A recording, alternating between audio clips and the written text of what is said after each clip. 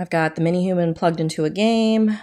I'm hopped up on cold medicine. I think I can do this today. Hi, my name's Sarah, and this is my studio.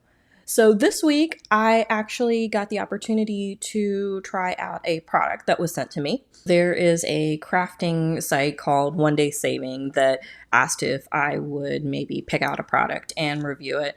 So scrolling through, I happened to notice that they had some wax seal kits, and I thought, oh, I wonder if I could play around with that and maybe even print some wax seals. I got them to send one of their wax seal kits to me to play with, and the kit showed up, and it's okay for a beginner kit. It's got 2 bottles of like these little miniature pellets of wax, as well as a metal wax spoon to melt it over a candle.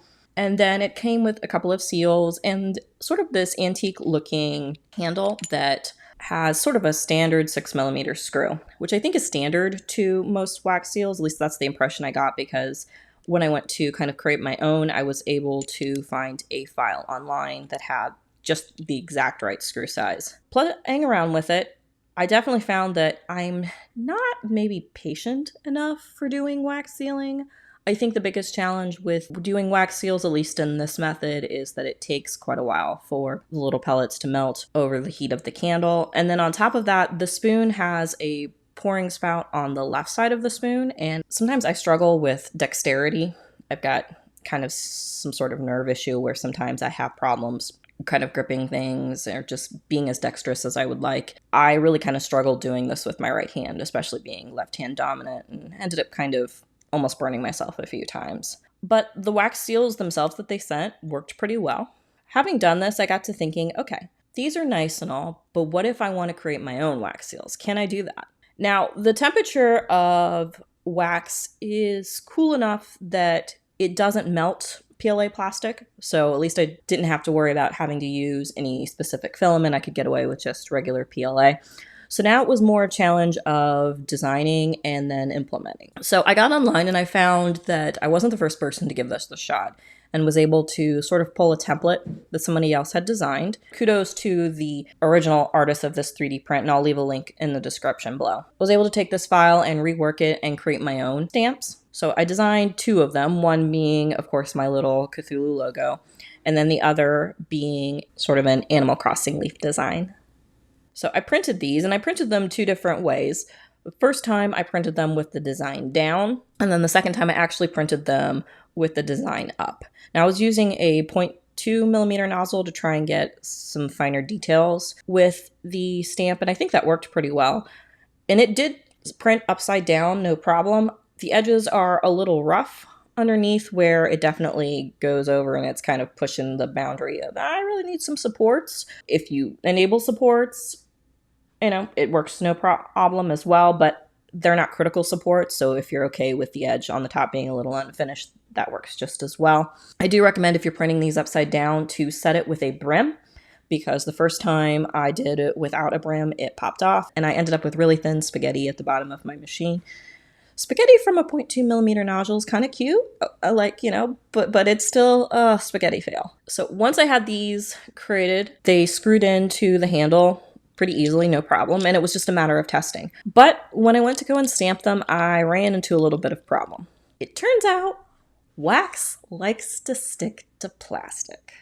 Yeah, so that ended up kind of being a mess, and there was definitely no way of saving the first version of my stamp, so I had to reprint that again. Now it came to trying to figure out how to keep the wax from sticking to the plastic. And looking online, it looked like other people had kind of attempted this and were having the same problem. Now, I did go ahead and implement the ice bag method, which most wax seal stampers will tell you to do anyway, because keeping the stamp cool will help to cool the wax quickly and enable, a nice clean finish. So I already was doing that from the start, so temperature I don't think was the problem. The problem was adhesion. So I needed to figure out a way to kind of create a barrier to prevent the wax from sticking onto the stamp. And in all honesty, I don't know what possessed me to try this. I think it honestly came from the cold medicine stupor that I've been under for the past few days. Okay, I should probably back up. Rewind and freeze! Mini human back there ended up with a fever last week, kind of cold symptoms, possibly the 19. Don't know, never tested her. Either way, she ended up sick for a couple of days, got better. We thought for sure that we had avoided getting it. Nope. I woke up Tuesday morning feeling like death, and I'm still pushing my way through it. Squirrel!